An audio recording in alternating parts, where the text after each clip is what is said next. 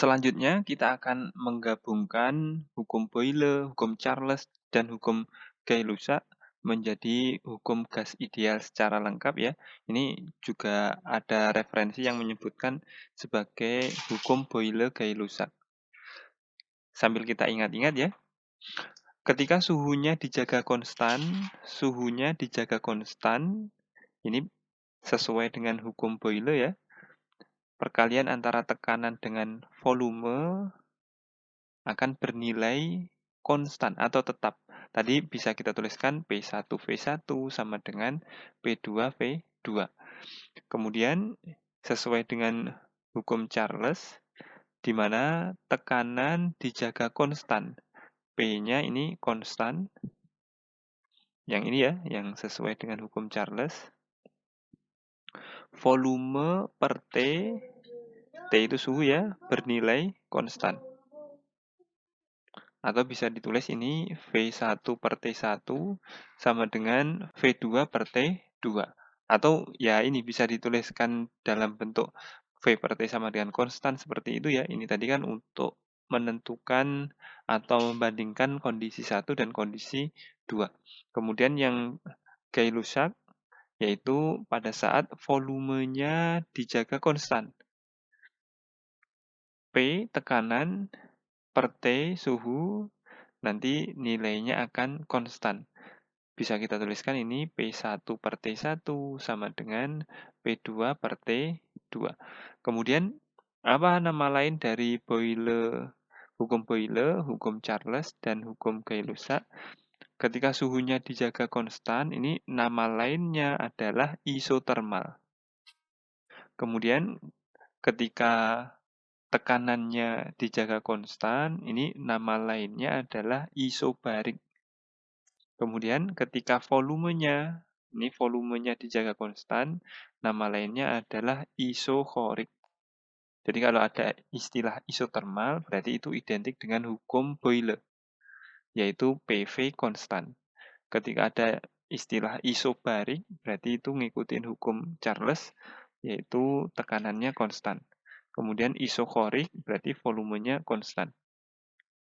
Jika ketiga hukum ini kita kombinasikan, kita akan mendapatkan persamaan yang menghubungkan antara tekanan, volume, dan suhu, yaitu PV per T sama dengan konstan.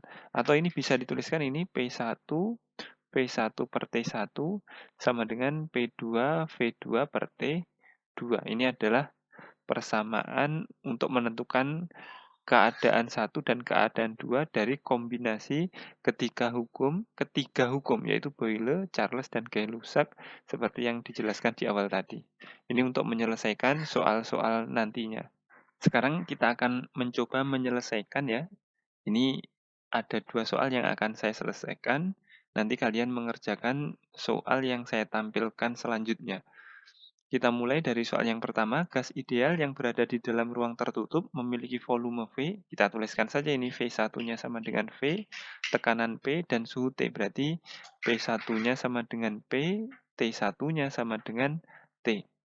Apabila volumenya berubah menjadi setengah kali semula, berarti V2-nya sama dengan setengah V, suhunya dirubah menjadi 4 kali semula.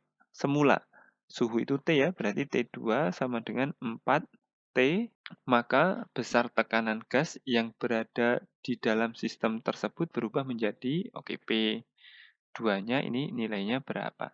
Kita gunakan hukum yang gabungan tadi ya, P1V1 per T1 sama dengan P2 V2 per T2. Kita masukkan P1-nya P, P1-nya V, T1-nya T, P2-nya yang ditanyakan, V2-nya adalah setengah V, kemudian T2-nya ini 4T. Yang sama kita corek, T-nya kita corek, kemudian volumenya kita corek.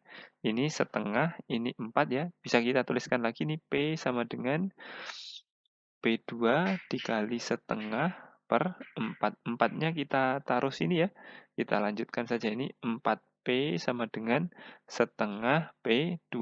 Ini setengahnya kita kali silang ya dengan 4, jadinya 8P sama dengan P2. Jadi jawabannya besar tekanan gas yang berada di dalam sistem tersebut berubah menjadi 8P. Sekarang soal yang kedua. Sejumlah gas ideal berada di dalam ruangan tertutup, mula-mula suhunya T1-nya sama dengan 27 derajat Celcius. Tadi lupa saya sampaikan bahwa suhunya itu harus dalam bentuk Kelvin.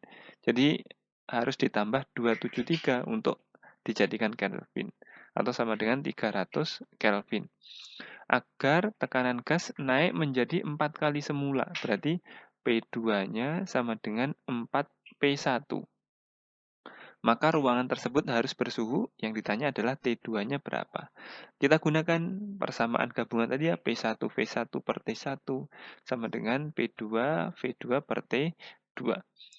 Di soal ini tidak disebutkan volumenya berubah atau tidak jelas istilahnya.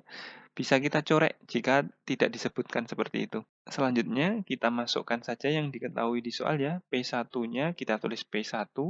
Ini yang dirubah adalah P2-nya ya. Kemudian T1-nya 300 sama dengan P2-nya ini 4P1 per T2. Kita corek P-nya. Kita kali silang ya, berarti T2 sama dengan dikali silang berarti ini 1200 ya. Satuannya Kelvin, jangan lupa. Kalau mau merubah menjadi Celcius berarti T2-nya sama dengan 1200 dikurangi 273. Dikurangi 273 berarti 10 kurangi 37 ya. Tinggal 9 kurangi 72, ini berarti tinggal 11 dikurangi 2, ini 9. Ini satuannya derajat Celcius. Atau ini sama dengan 927 derajat Celcius. Sudah saya selesaikan contoh 2 soalnya. Sekarang kalian mengerjakan ini ya, soal selanjutnya.